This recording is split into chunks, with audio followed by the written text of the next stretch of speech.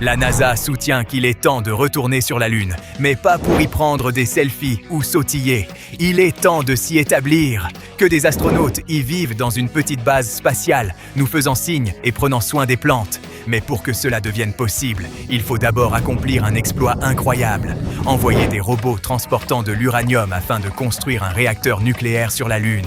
Et tout cela avant la fin de 2030. Ce rêve pourrait-il se concrétiser en seulement quelques années? Voyons cela! Nous ne nous sommes pas approchés de la Lune depuis plus de 50 ans. Les dernières empreintes, laissées en 1972, sont toujours intactes. C'est pourquoi la NASA a lancé le programme Artemis. Bientôt, les projets vont prendre vie. Un équipage fera le tour de la Lune au début de 2026 pour tester le terrain, suivi d'un équipage destiné à atterrir en 2028 et à troubler cette poussière immaculée avec de nouvelles empreintes. Pourtant, même si cela remonte à longtemps, l'humanité a déjà foulé le sol lunaire. C'est pourquoi l'idée de créer un véritable point d'ancrage existe depuis longtemps. L'objectif est d'établir une base où les scientifiques puissent vivre et travailler normalement, comme sur la station spatiale. Tourner en orbite une semaine ou atterrir est une chose. Survivre sur le sol lunaire pendant des années en est une autre. Pour cela, il faut de l'énergie et en abondance.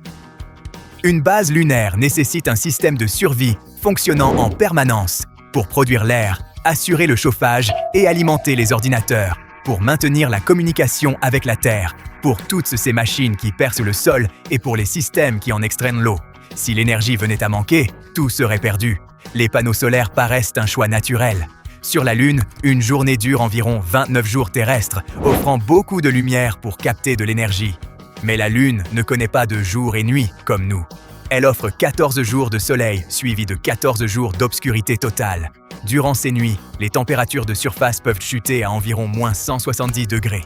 Les batteries ne supportent pas cela, l'électronique tombe en panne et les humains risquent de devenir des sorbets. Il faudrait transporter d'énormes batteries là-haut, les maintenir au chaud et espérer qu'elles ne se vident pas avant que le soleil ne réapparaisse 2 semaines plus tard. Compter uniquement sur l'énergie solaire signifie qu'une seule mauvaise nuit pourrait mettre fin à toute la base. C'est pourquoi le solaire ne suffit pas. Et c'est pourquoi la NASA souhaite installer l'énergie nucléaire sur la Lune. Il prévoit de livrer un petit réacteur vers 2030 afin de disposer d'une source capable de produire un courant stable même lorsque le Soleil disparaît pendant 14 jours consécutifs. Mais n'imaginez pas une centrale nucléaire gigantesque à la manière des Simpsons. La NASA parle d'un réacteur compact, conçu spécifiquement pour notre satellite. Pas plus grand qu'une voiture, mais suffisamment puissant pour maintenir une base opérationnelle. La première version devrait fournir 40 kW. Sur Terre, cela suffit pour alimenter un quartier de 30 maisons sans interruption. Comparé aux réacteurs terrestres, c'est minuscule. Mais face aux seuls panneaux solaires, bases et batteries, c'est infiniment plus fiable. Peu importe que ce soit le jour ou la nuit, il n'a pas besoin de recharge. Une fois scellé et mis en marche, ce petit réacteur est conçu pour fonctionner sans discontinuer pendant au moins 10 ans. Une seule installation et une charge de combustible suffisent pour une décennie. Et ce réacteur n'est qu'un début. Il ne s'agit pas d'un manoir lunaire. La base initiale sera probablement un studio high-tech comprenant espace de vie, laboratoire et chambre de décompression. Si le système accomplit sa mission, on pourra envisager des structures similaires, mais plus grandes et plus puissantes. Mais comment construire un réacteur sur la Lune? La NASA ne part pas de zéro.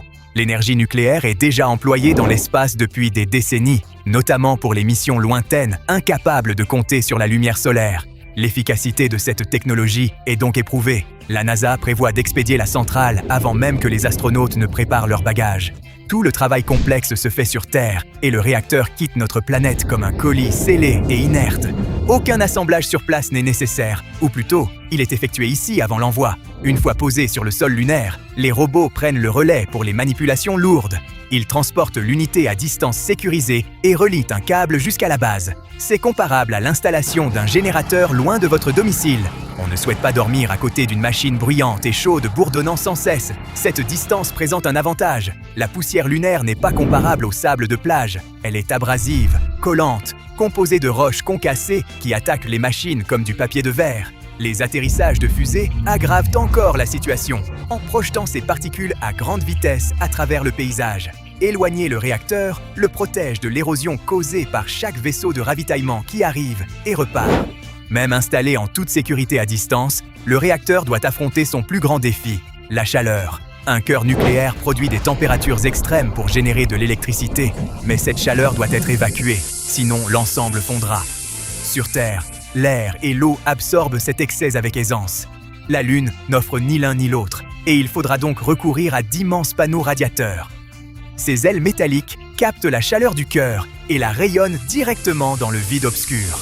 Les panneaux luisent, tandis que l'énergie se dissipe dans les ténèbres, assurant la stabilité du réacteur pendant des années, sans qu'aucun thermostat ne soit jamais vérifié. Cela fonctionne, car la chaleur n'a pas réellement besoin d'air pour se propager. Elle voyage sous forme de lumière, plus précisément infrarouge. C'est exactement ainsi que le Soleil réchauffe votre visage à travers près de 150 millions de kilomètres de vide. Le concept est déjà éprouvé. Cette technologie est utilisée pour maintenir la Station spatiale internationale au frais. La seule innovation consiste à l'adapter à la Lune. Mais tout cela ne se limite pas à survivre sur notre satellite.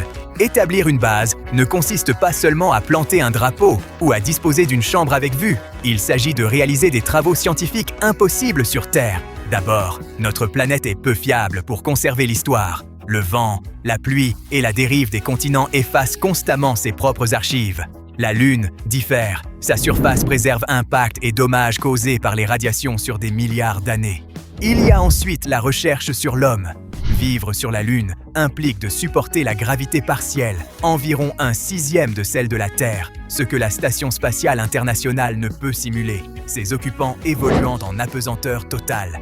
Une base lunaire permettra enfin d'étudier comment le corps humain réagit à une gravité réduite sur le long terme.